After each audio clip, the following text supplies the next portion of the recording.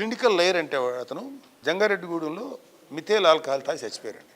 Ethanol alcohol అంటే అయితే ethanol అంటే చెరుకు నుంచి వచ్చేది ఇది safe. Methyl is also alcohol it I think it derive from petroleum నుంచి వస్తుంది.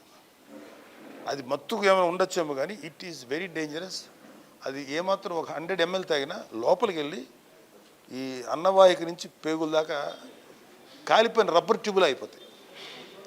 అందరూ పాపం చేపల మార్కెట్లో కోళ్ళు కోసుకునే అతను, పెయింట్లు వేసుకునేవాళ్ళు వీళ్ళు సార్, వాళ్ళందరూ వచ్చి భోంచేశారు. సారీ మందు తాగారు. అది ఎవడు అమ్మాడు. అమ్మితే దాదాపు 32 మంది చచ్చిపోయారు. 32 మంది తాగడం, ఇంటికి కూడా రావడం, పెద్దగా అరుస్తా కేకలేస్తా 24 hours to 40 hours చచ్చిపోయారు. అప్పుడు ఇప్పటం ఫస్ట్ మీటింగ్ చేసాం. వైసీపీ ఎదురు ఓటు చేయలేము. మా నాన్నగారు ఎక్సైజ్ డిపార్ట్మెంట్ కూడా మాకు కొంచెం ఇథనాల్ అండ్ మిథైల్ ఆల్కహాల్ గురించి తెలుసు. మేము వెళ్ళి అప్పుడు వాళ్ళకి అప్పుడు మాకున్న బడ్జెట్లో మనిషికి 20,000 చొప్పున ఇచ్చాం. కలెక్టర్ వాళ్ళకి ఫోన్ చేసి మీరు ఏమీ జరగలేదు, సహజంగా చచ్చిపోయి చెప్పండి అని చెప్పి వాళ్ళ మీద ఒత్తిడి తీసుకొచ్చాడు. వాళ్ళు మరి ఏం చెప్పారు, మొత్తానికి దాన్ని అసెప్ట్ చేస్తారు. మేము కొంత డబ్బు ఇచ్చి వచ్చిన తర్వాత మాకు ఆ రోజు మేము ప్రెస్ మీట్ పెట్టి చెప్పాం. చెప్పింది అయిపోయింది. దాని తర్వాత ఈ దుర్మార్గుడు శాసనసభలో మాట్లాడుతున్నాడు సార్. నా కళ్ళ ముందు జరిగింది ఫ్యాక్టు.